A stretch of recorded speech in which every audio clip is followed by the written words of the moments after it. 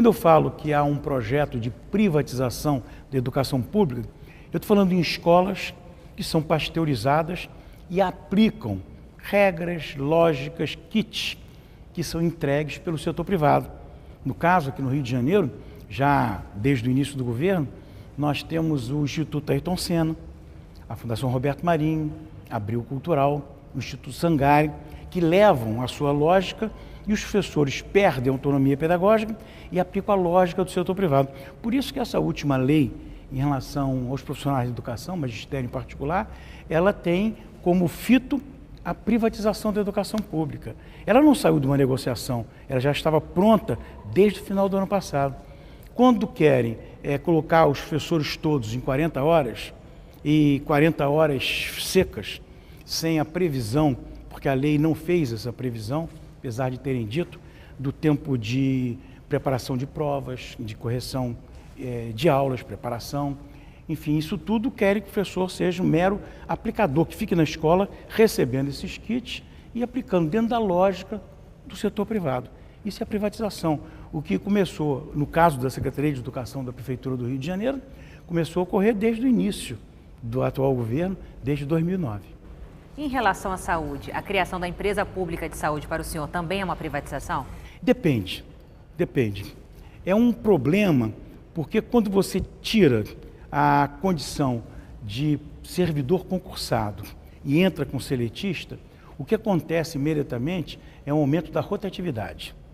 Então, no caso da saúde pública, da educação também, a experiência do servidor, por isso que existe a estabilidade, a experiência acumulada por 10, 15, 20 anos é fundamental, salva vidas. Quando um servidor tem 20 anos, 15 anos de uma emergência, ele olha para uma pessoa afetada, acidentada, agredido que seja, ele sabe exatamente qual a urgência que deve aplicar. Quando você traz o regime seletista, você aumenta a rotatividade e com isso você reduz a experiência acumulada. É um erro grave e quem paga por esse erro é a população. Agora, como é que se faz uma estatística dizendo quantas pessoas perderam a vida por conta de um tempo de serviço menor em função da rotatividade? Você não tem essa estatística, mas as pessoas continuam morrendo. E como o senhor analisa a situação tanto do Maracanã quanto do Engenhão e agora com a proximidade dos grandes eventos esportivos? Olha, a concessão de um equipamento público na área de entretenimento não é uma marca de privatização. Você tem que perguntar em que condições que ocorreu essa concessão. A concessão pode ocorrer e com um enorme benefício para o setor privado. Aí você disse, houve uma concessão abusiva, favorecendo o setor privado e não os recursos públicos. O caso do Maracanã.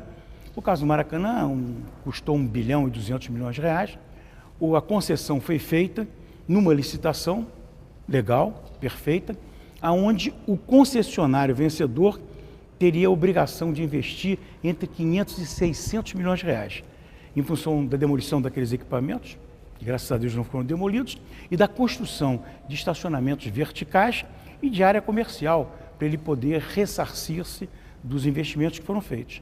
Resultado, os equipamentos não vão ser demolidos, não existe nenhum tipo de informação a respeito do que fará o concessionário para ressarcir esses 500, 600 milhões de reais.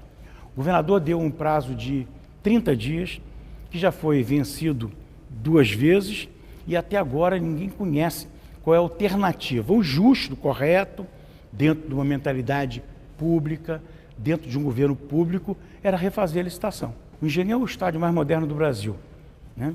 E ele custou metade do que estão custando esses estádios da Copa do Mundo por aí.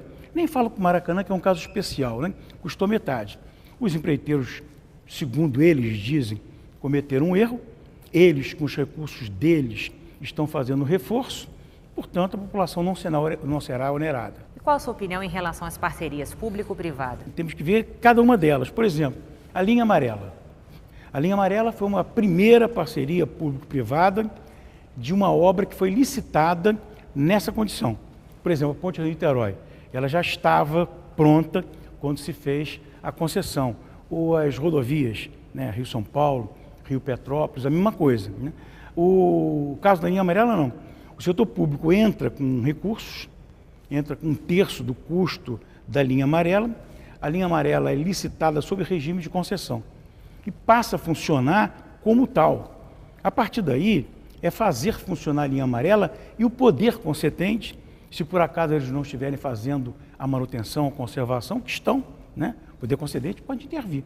Por exemplo, o poder concedente da concessão de trens. A empresa que é a concessionária de trens é a Odebrecht. Empresa grande, enorme, responsável em grande medida pelas obras do Porto, responsável pelo Maracanã, também é concessionária do Maracanã. O Odebrecht tem que ser cobrada pela situação dos trens da Supervia, porque a responsabilidade é do poder concedente. Se não há a conservação, se não está funcionando bem aquilo que foi concedido, cabe ao governo federal, estadual ou municipal fazer a intervenção. Metrô, mesma coisa. É o poder concedente que tem que fiscalizar. Se não estiver indo bem, de acordo com aquilo que foi licitado, você pode até chamar de volta e licitar outra vez. E qual o poder do papel legislativo nessas negociações? Bem, quando a licitação exige uma lei prévia, o Poder Legislativo é interveniente. Quando não exige, aí cabe ao Executivo, tem poder legal para realizar diretamente a licitação e a concessão, como foi o caso, por exemplo, do Maracanã. Aí cabe ao Legislativo fiscalizar o concessionário na execução daquilo que foi licitado. Aí sim, o Legislativo entra, fiscaliza e questiona. Se questiona no Executivo e o Executivo não toma providências, questiona no Judiciário, que é a casa que dirime os litígios entre Executivo e Legislativo. Bom, vereador, muito obrigado. Nada, eu que agradeço. Obrigado.